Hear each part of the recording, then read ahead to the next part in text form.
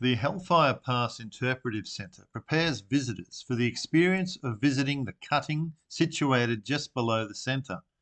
Visitors are informed about the history of the Thai-Burma Railway, the rationale behind it, the way in which it was constructed, and the hardship experienced by those who worked on it. Hellfire Pass itself is not far from here, and there's some stairs to go down, and we'll check it out in a moment. These facilities are very well maintained by the Australian government, and even the toilet facilities are very well maintained. So far so good. Well, I've just walked into the interpretive centre, and this is the observation deck. This is the first thing you see. A lovely view, and we're looking out towards the Burmese border there, as you can see. And they've handed me this visitor guide, which is very informative. It has a full map of what we're about to see. So Hellfire Pass itself is right there, I think, right there. And for those that want to keep walking up the green section, we need a walkie-talkie because there's no phone reception up in that area. So you just got to report to reception to get a walkie-talkie. All right, well, here goes. Let's have a look.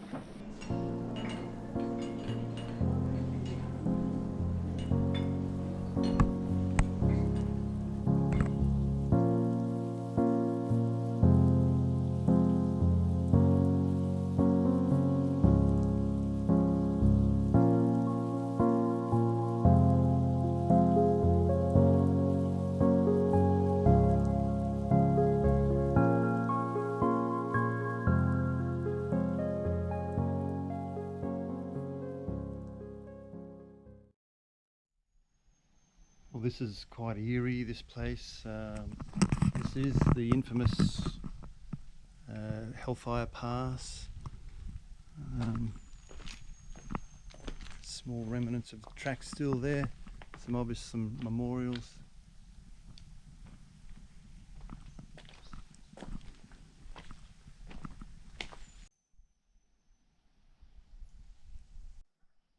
There we can see one of the blast holes.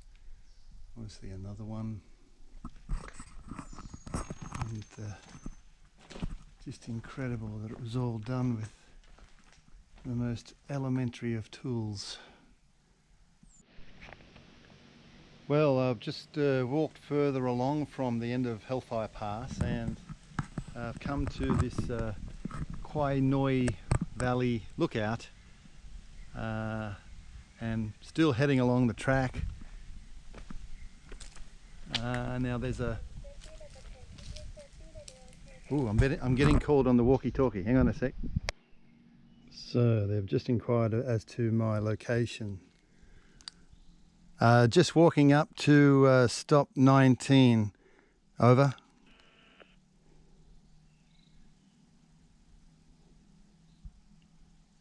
Is everything okay? Yeah, everything's cool. I've still got some water left, so even though it's the hottest part of the day. A little further up to 19, the hammer and tap cutting, and then I'll turn back. Thank you. Safety, thank you. Out. Okay, bye. Yeah, so that was just a safety check by the people back at the office there. So this is all no phone reception here at all. So and there's no sort of rescue service offered or anything, but if you choose to go past the end of Hellfire Pass along what they call the green track, up until the end of Hellfire Pass is the blue track, of course. If you go along the green track, and I haven't seen anyone along this track, I'm the only one on it. You know, crazy to do it in the heat of the day, but so yes, you just got to check in with them. So they just messaged me and just gave them my location. So, you know, I've probably got another kilometre to go to the very end, but You know, there's a waterfall that I'd like to see as well today. So I'm just going to go up to the Hammer and Tap cutting, which is where all the, you know, the prisoners used to just do all hand drilling. You know, it was one guy would hold just a metal drill, like just a hand thing, just put it in place, and the other guy would have a sledgehammer and he'd be whacking into the rock, and they'd take turns, about 100 hits each. It was all done manual, hence the name Hammer and Tap cutting. Well, it looks like I'm close to the Hammer and Tap cutting stop. Oh man, the humidity here is incredible. I mean, have a look at the watch. It's just full of condensation. Well, I guess, you know, we have to be careful of those falling rocks, and I have seen a few come down. Probably not a good idea to do it in sandals, because you know, obviously there's lots of rocks and that around, so I'm sort of stumbling around. I'm probably a little dehydrated as well, but I keep trying to sip as much water, but I'm sweating buckets, man. Okay, number 19, this is it. Hammer and Tap cutting. Wow, look at this.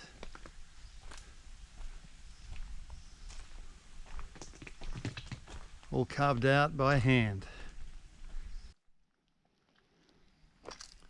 Well, it's 2:05 and it's high time I got back.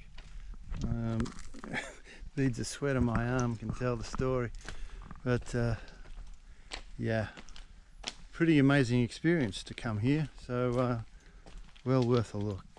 I'm going to head back now and drink the remaining of my water, maybe get a feed, and then maybe, if I've got time, check out a nice nearby waterfall.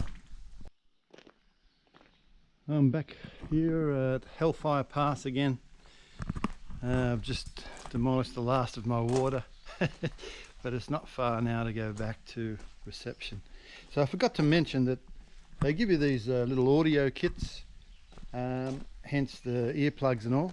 So, you know, along areas of the track, you can tune in and punch in the number of the relevant info.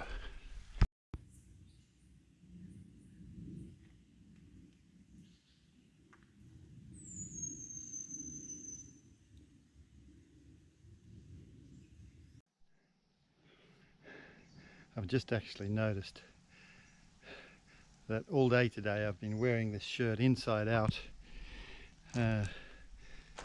Such is the state of delirium I'm in most of the time, because I just still haven't recovered, established, or I still haven't adjusted to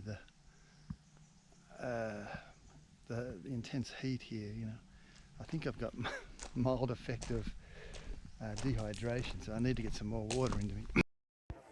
There's a little tree snake there by the looks. There he goes. Wouldn't like him climbing up on my feet.